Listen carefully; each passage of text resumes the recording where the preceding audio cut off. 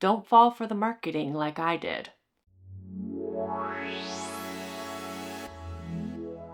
As somebody who's always struggling with smartphone and screen addiction, one of the things that I thought could help me break that addiction was e-ink devices. Now, not all e-ink devices are created equally, and if you're trying to live more digitally minimalistic or trying to reduce your screen time, e-ink alone may not be the answer. Back in 2023, I was trying to find a device to get me off of my screens a bit more, as well as reduce my eye strain.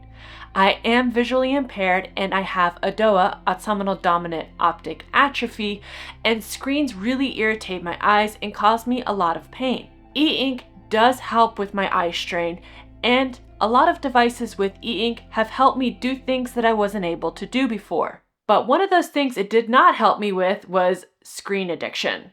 Now, when you say the word e-ink, a lot of people automatically think of an Amazon Kindle or any other reading device, or maybe even the new e-paper devices such as the Remarkable or even the Supernote tablets. Now, all of these devices have their pros and cons, but more and more recently, we've been seeing smart devices with e-ink capabilities.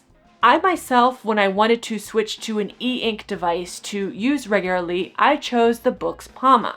This is a smartphone-esque tablet that gives you access to the Google Play Store, so theoretically you can download and use any app. This was both a plus and a negative for me.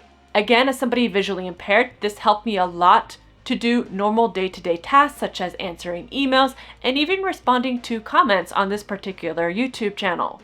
But on the negative and flip side was that I was still struggling, and still today, with a smartphone and screen addiction, and the fact that my eyes were less strained enabled me to stay longer on this device and continue to doom scroll. Yes, the content is not as beautiful and crisp, but when you're an addict, you'll take anything you can get.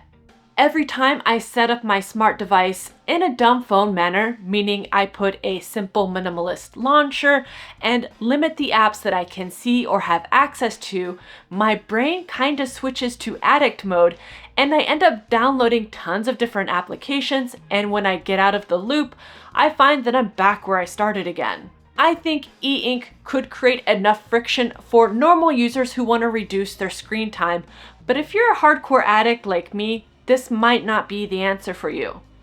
But luckily, e-ink comes in many different forms. Again, you can use an e-reader like a Kindle. You're less likely to get sucked in and addicted. But there are also phones that are designed for people to stay off their devices. These are dumb phones or digital minimalism phones such as the Mudita Compact or even the Light Phone 2. Both of these devices are e-ink capable, and they have the extra bonus feature of not having a Play Store or an App Store where you can get a little lost in. I see a lot of devices targeted at people who are addicts like myself to get their life back and promote e-ink as the ultimate answer. I think e-ink is an excellent tool. It creates friction. It allows you to reduce your eye strain, which is very important, but you need to keep in mind what you can access on those specific devices. Again, as somebody who is an addict like myself, no matter what the content looks like, even if it's blurry, if there's ghosting, I'm addicted and I will still try to look at it and I will still waste my time on the device. A similar comparison will be if someone you know, or especially in your family, is a hardcore alcoholic and they stop drinking their favorite drinks, but they find other ways to get their fix, and some of those ways could be dangerous. For example, I had family members who were going after alcohol products that weren't meant for consumption. Now, luckily, digital addiction is not to the same degree, but I know for myself, if I have access to the internet and I wake up in the middle of the night, I can access those devices and spend hours and not sleep.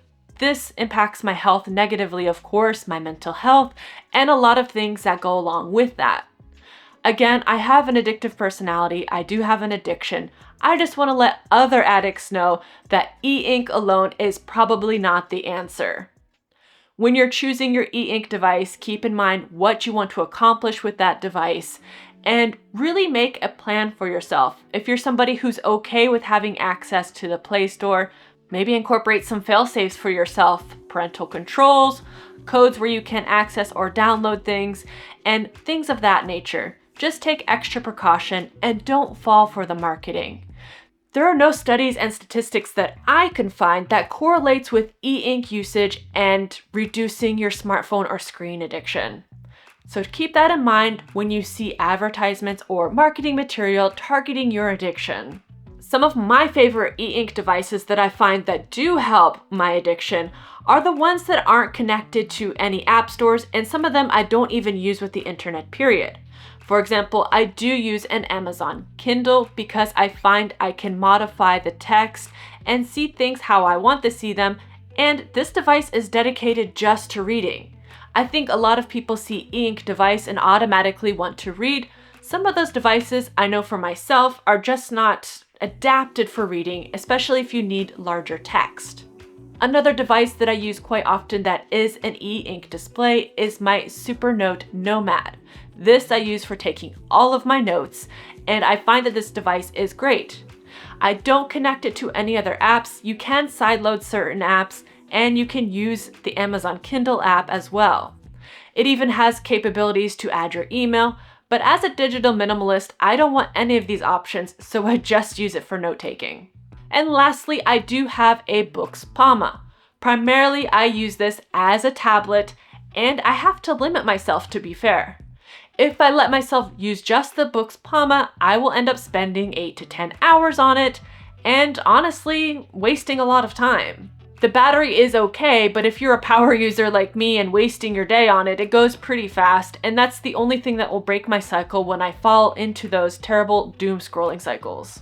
Other than that, I'm always keeping an eye out for newer e-ink devices, especially as someone who's visually impaired, but I keep a wary and critical eye on those devices marketed towards people to live more and scroll less, for example. Thank you so much for watching, and see you soon.